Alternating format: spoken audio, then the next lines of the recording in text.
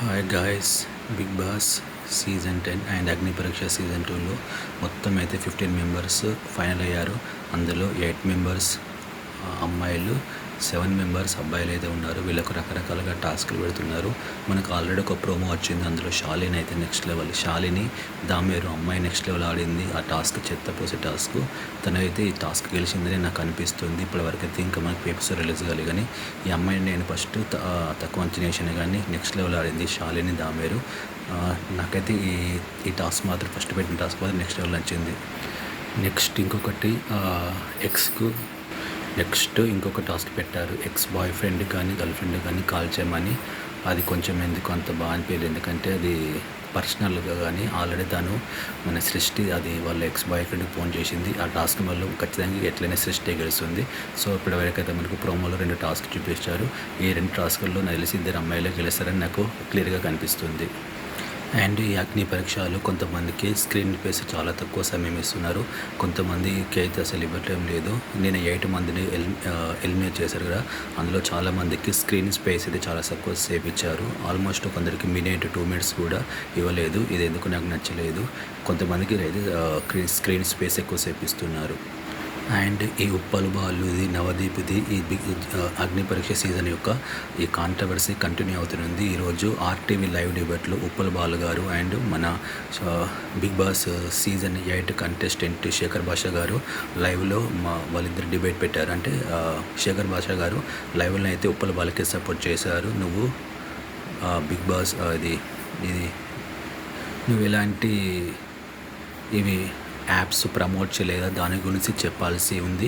ఆ సీజన్లోని చెప్పాడు శేఖర్ భాష. దానికి పొలబలు నేను చెప్పాను, కానీ అదంతా టెలికాస్ట్ చేయలేదు, కట్ చేశారని చెప్పాడు.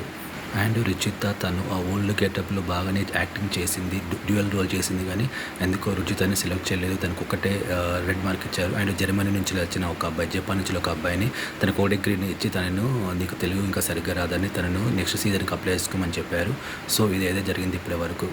ఇక కమింగ్ టు బిగ్ బాస్ 10 మన సెలబ్రిటీ కేటగిరీలో కావ్య, సీరియల్ యాక్ట్రెస్ కావ్య, తిని ఆల్మోస్ట్ కన్ఫర్మ్ అయిందని మనకు తెలుస్తుంది.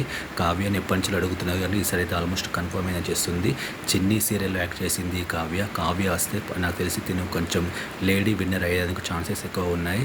అలాగే ఇదే సీరియల్ కేటగిరీ నుంచి మన season 6 big boss Vasanthi and made for each other winners Vasanthi, Kalyan ఈసారి వస్తున్నట్టు నాకు తెలిసింది. కళ్యాణ్ కూడా చాలా మంచి ప్లేయర్. తను మేడ్ ఫర్ ఈచ్ అదర్ చాలా నెక్స్ట్ లెవెల్ ఆడారు. కళ్యాణ్ని తీసుకురావడానికి బిగ్ బాస్ టీం వాళ్ళు, స్టార్మా వాళ్ళు నెక్స్ట్ లెవెల్ ట్రై చేస్తున్నట్టు నాకు తెలిసింది. నాకెందుకో అక్షయ్ రాజుని సెలెక్ట్ చేస్తే బాగుండి అనిపించింది, ఎందుకంటే తను యూట్యూబ్లో వీడియోలు చేస్తాడు, అవి రోస్టింగ్ వీడియోస్ అవి చేస్తాడు. కూడా తను ఉంటే కొంచెం డిబేట్లో బిగ్ బాస్లో డిబేట్ అవన్నీ బాగుండి అనిపించింది.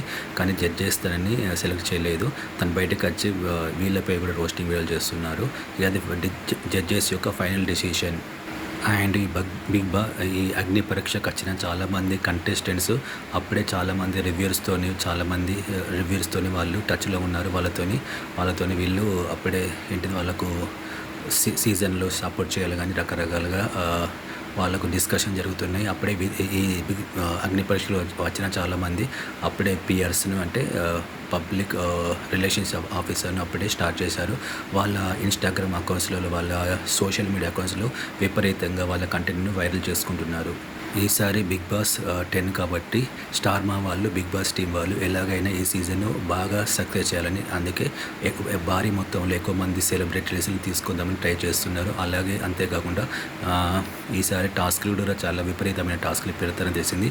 అందుకే ఈసారి ప్రోమో ఎప్పుడు లేని విధంగా చాలా పెద్దగా నాగార్జున గారు అన్ని కిటాప్లు వేసుకొని మొత్తం చాలా రకరకాల క్యారెక్టర్లు చేశారు. టీవీ ఆడియన్స్ ఎక్కువ మంది చూడాలంటే ఖచ్చితంగా సీరియల్ యాక్టర్స్ని తీసుకురావాలి. సీరియల్ యాక్టర్స్ ఎక్కువ వస్తే టీవీ ఆడియన్స్ బాగా చూస్తారు. అలాగే సింగర్స్ని తీసుకొస్తే సింగర్స్ కూడా ఫీమేల్ ఆడియన్స్ బాగుంటారు, కాబట్టి సింగర్ కేటగిరీలో ఒక మంచి ఫేమస్ సింగర్ని తీసుకురావాలి. సో ఇలా చేస్తే ఎక్కువ మంది ఆడియన్స్ చూస్తారు. Last time Hindi big boss త్వరగా స్టార్ట్ అయింది తెలుగు బిగ్ బాస్ కంటే. ఫస్ట్ టైం అన్ని సీజన్స్లో కలిపి ప్రతిసారి తెలుగు బిగ్ బాస్ స్టార్ట్ అవుతుంది. Last time Hindi big boss త్వరగా స్టార్ట్ అయింది, కానీ ఈసారి మళ్ళీ తెలుగు బిగ్ బాస్ త్వరగా స్టార్ట్ అవుతుంది తెలిసింది. ఇంకా హిందీ బిగ్ బాస్ సంబంధించిన ఎలాంటి ప్రోమోస్ కానీ రిలీజ్ కాదు. మన తెలుగు బిగ్ బాస్ సంబంధించిన ఆల్మోస్ట్ అన్ని promos, Agni Pariksha show and సెలబ్రిటీస్ల సర్చింగ్ అన్నీ స్టార్ట్ అయ్యాయి. నాకు తెలిసి ఈసారి కూడా Telugu big Boss first time start కాబోతుందని తెలిసింది. ఇది బిగ్ బాస్ 10కి సంబంధించిన అన్ని అప్డేట్స్. ఇప్పటి వరకు.